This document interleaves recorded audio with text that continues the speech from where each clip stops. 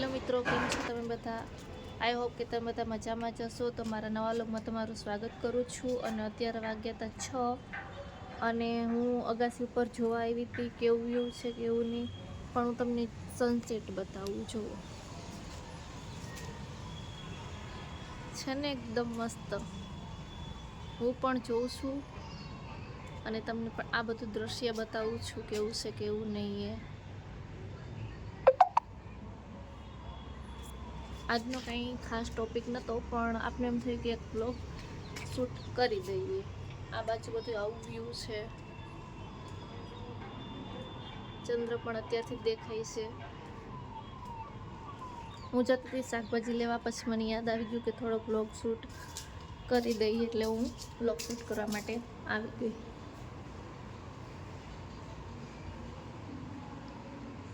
મારે હવે અત્યારે જવાનું છે શાકભાજી લેવા. શાકભાજીમાં જોયું તો કાંઈ હતું નહીં, એટલે આપણે શાકભાજી લેવા જાશું. એ પહેલાં હું તમને એનું બધું વ્યૂ બતાવું, સનસેટ બતાવું કેવો છે કેવો નહીં. આ બધું મારા અગાસી પરનું વ્યૂ છે.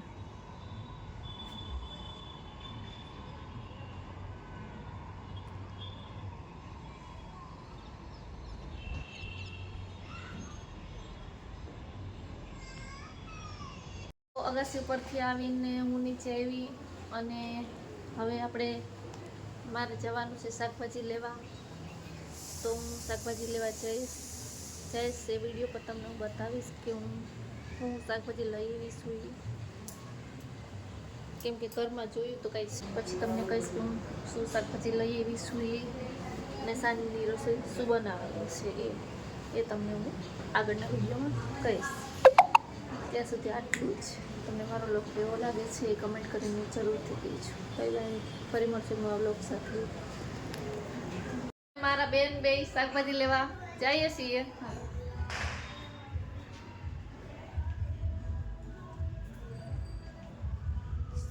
તો સીડીના પગથિયા ઉતરી ગયા.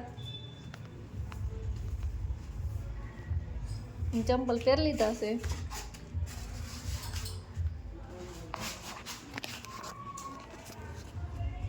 પછી હવે સ્ટાઇલ મારતા સીડીના પગથિયા નીચે ઉતરી ગયા અને હિરોઈનની જેમ હાલીને ગેટે આપણે બેનનું સ્વાગત કરી ગયા હતા શાકભાજી લેવા અને ગમી ગયા. તો મેં પછી તોરણ વાળો હતો તો તોરણ લેવા ઊભા રહી ગયા હતા. પછી અમને 3 તોરણે ભાઈ બતાવ્યા. પછી લીધો કે તને કયું ગમે છે? મેં કીધું તને જે ગમે એ લઈ લે. પછી અમે વચ્ચેવાળું તોરણ લીધું. આ પણ બતાવ્યું તો આપણને એટલું બધું સારું હતું નહીં, એટલે વચ્ચેવાળું લીધું ઘરની સજાવટ માટે. પછી અમે નીકળી ગયા હતા શાકભાજી લેવા. તો શાકભાજીની લારીઓ ઘણી બધી પડી હતી. તો અમે આગળ ચાલતા ગયા. જો તમને પણ બતાવું શાકભાજીની લારી કેટલી છે.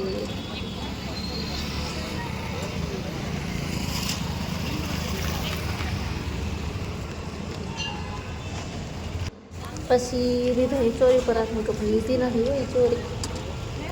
ખાલી જોતી હતી કેટલી છે શું છે બધું.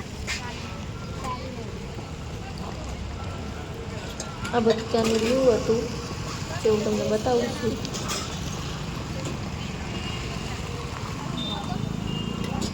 પછી થોડુંક હાલીને બીજી લારીમાંથી રીધા આમળા લીધા. આમળાને બહુ ભાવે એટલા માટે આમળા લઈ લીધા.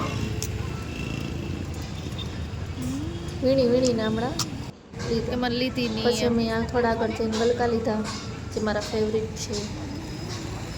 તમને બધાને કોને કોને ભાવે છે ગલકા કમેન્ટ કરજો. જોતીથી ખરાબ તો નહીં ને, એટલામાં ભાવ મળી ગયા હતા ભાઈ. તો અમે હવે હું ને રીતો બે જઈએ છીએ એના ઘરે.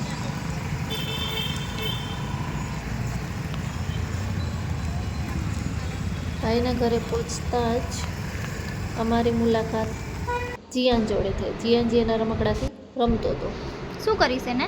અમને પણ અમારું બાળપણ યાદ આવી ગયું ને હું પણ થોડી વાર એની જોડે રમવા માંડ્યું. આ બધા એના રમકડા છે જે લીખીને બેઠો હતો ઢગલો કરીને બધા એના રમકડાને બેઠો હતો. હું બાજુમાં હું બેઠી હતી. પછી એ રમકડાથી રમતો હતો, બતાવતો હતો.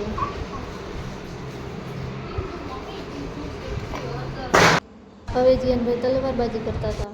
જો દીદી બીવે જીયાન પ્રેન્ક કરીને હું ગઈ હતી મોડી એટલા માટે એને નકલી સાપડાથી મારતો ને અચ્છા હું તો બીએ જ ગઈ હતી. આ છે નટખટ જીયાન. શું કરીશ એને?